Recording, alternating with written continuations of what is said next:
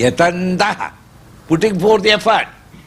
Just because you have heard this from me, it doesn't mean that you have reached there.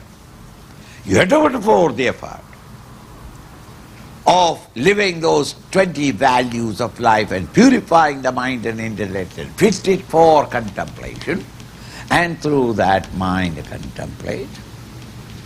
Discharge yourself from the ego and egocentric selfishness and act on the world outside and remove the vasanas. Quieten the mind, and with that mind strive on to contemplate upon him. The various arrow marks have been given in the 13th chapter. Thus, those who are putting forth the necessary effort to reach out, they really do reach. Arjuna, don't think that there are very few who reach there. It's only because they are not putting forth the effort, or they are not purified their mind. Yatando api. Even though there are very many people who put forth honest effort, sincerely they are spiritual, and they are really putting forth the effort, rejected all the joys of this world. They won't even take an ice cream, because I am a yogi. I can't take ice cream.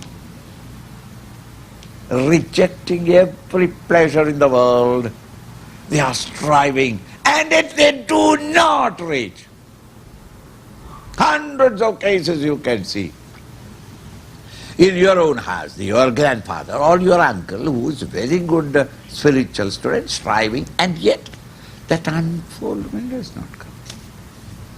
That joyous state doesn't reach.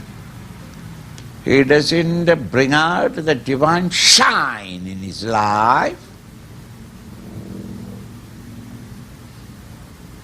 He is still growled in his own selfishness and ego.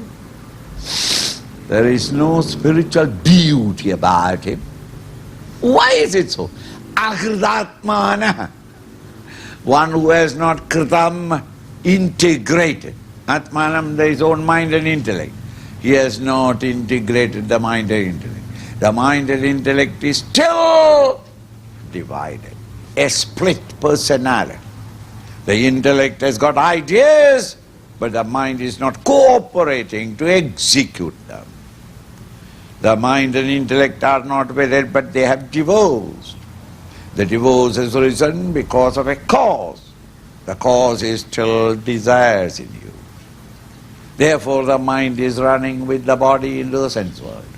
The intellect has got wonderful vision of the spirituality and you sit for contemplation. But the mind drags, your own mind drags you down. Because of the sense desires, pleasures, or the sense of the world enchants you. Why is it so? The sensuous vasanas have not been eliminated.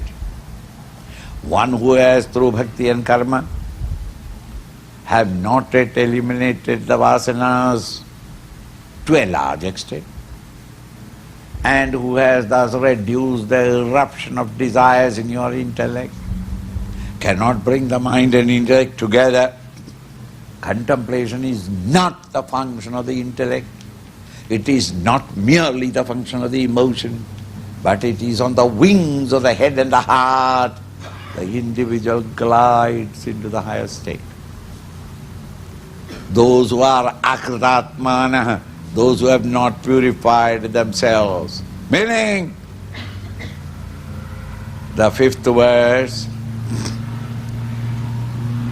nirmana moha jita sanga dosha adhyatma nitya vinivritta kama dvandvair vimukta. These five conditions, those who have not created in themselves, you may put forth all your effort, no result will come. Because the equipment is not